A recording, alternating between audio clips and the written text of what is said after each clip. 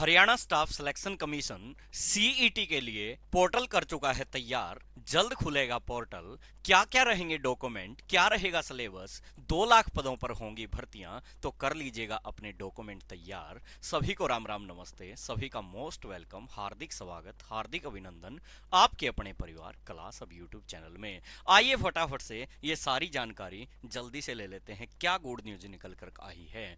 जल्द शुरू होगा सीईटी के लिए आपके रजिस्ट्रेशन। तैयार रखने होंगे दस्तावेज। आप सभी यहां पर देख पा रहे होंगे, ये मैं नहीं बल्कि चेयरमैन साहब बोल रहे हैं। युवा खुद भरें फॉर्म, गलती होने की संभावना होगी कम। आवश्यकता अनुसार युवा दस्तावेज भी रखें तैयार, और किसी भी समय आपकी परीक्षा हो सकती है। बहुत जल्द आपका पोर्टल खुलने वाला है। चेयरमैन साहब ने कहा है कि पोर्टल तैयार हो चुका है। तो वहीं देखिएगा, तृतीय चतुर्थ श्रेणी पदों की सामान्य पात्रता परीक्षा के लिए जल्द इस पोर्टल को खोलने की तैयारी की जा रही है। और दस्तावेज तैयार रखने की सलाह एचएसएससी के चेयरमैन हिम्मत सिंह जी के द्वारा दी गई है। वहीं बताया गया कि 10 गुना अभ्यर्थियों को स्क्रीनिंग टेस्ट में भी बुलाया जाएगा जिनका सीईटी पास होगा।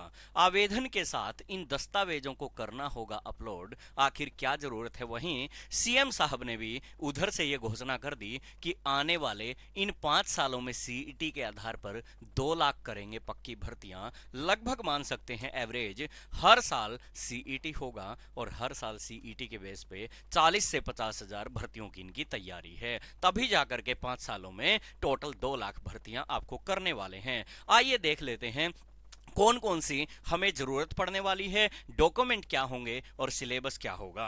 चेयरमैन साहब ने बताए हैं फायदे। रजिस्ट्रेशन में इस बार परेशानियां नहीं आने देंगे। वहीं फॉर्म इस बार रिजेक्ट नहीं करेंगे जो पिछली बार हुए थे। जानकारी सही और स्पष्ट भी होगी। रजिस्ट्रेशन के दौरान समय भी बचेगा, यानी इस बार कोई छोटा फॉर्मेट तैयार कर लिया है इन्होंने। रजिस्ट्रेशन शुरू होने के बाद डॉक्यूमेंट सही कराने के लिए भी भागदौड़ नहीं करनी होगी, यानी कि 2 या 3 दिन का आपको करेक्शन पोर्टल भी खोला जाएगा। वहीं सीईटी एग्जाम के लिए 14 डॉक्यूमेंट जरूरी हैं। सबसे मेन है 10th base date of birth certificate, जो आपकी 10th क्लास में होती है, ये जरूरत है। और +2 पास भी आप होंगे। ग्रुप सी की भर्तियां +2 बेस पे होती हैं, डी की भर्तियां 10th बेस पर की जाती हैं। वहीं यदि आप अनुसूचित जाति में आते हैं तो उसका सर्टिफिकेट, यानी कि डीएससी ओएससी, जिस भी कैटेगरी में आप एससी के 2 पार्ट बना दिए गए हैं सरकार के द्वारा, आप जिसमें भी आते हैं उसका सर्टिफिकेट तैयार करवा लीजिएगा। जनरल कैटेगरी को कोई जरूरत नहीं है। वहीं आप ईडब्ल्यूएस में आते हैं या आप बीसीए बीसीबी में आते हैं तो इनके लेटेस्ट सर्टिफिकेट आपको तैयार रखने हैं। ईडब्ल्यूएस, बीसीए और बीसीबी के लेटेस्ट सर्टिफिकेट तैयार रखने हैं। स्पोर्ट्स कोटा है तो उसका सर्टिफिकेट, आधार कार्ड और परिवार पहचान पत्र तो आपके पास होना ही चाहिए। लेटेस्ट फोटो आपके पास पासपोर्ट साइज और स्कैन किए हुए हस्ताक्षर, ये अपने तैयार रखिएगा। तो ये कुछ जरूरी दस्तावेज हैं। वहीं बात करें सर सिलेबस क्या होने वाला है, तो आइए सिलेबस को देख लेते हैं। सीईटी के लिए 2 पार्ट में होगा सिलेबस।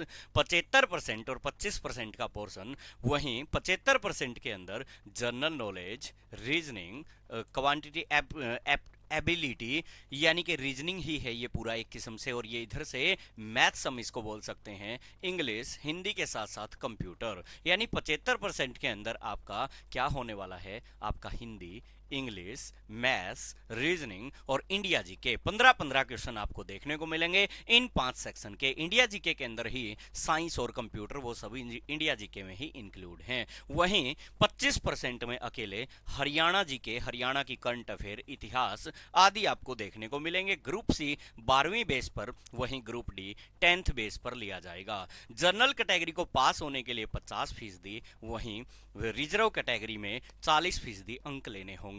टॉप 10 में आने वाले अभ्यर्थियों को सीईटी मेंस के लिए बुलाया जाएगा। वहीं ग्रुप डी की डायरेक्ट टीसी सीईटी जो डी का होगा उसी के बेस पे डायरेक्ट भर्ती किए जाएंगे। तो चलिएगा, जानकारी कैसी लगी कमेंट बॉक्स में कमेंट करें, और इसके अलावा और क्या जानकारी आप चाहते हैं, क्या सवाल जवाब हैं, कमेंट वो भी कर दीजिएगा। Okay, take care, bye bye, thank you.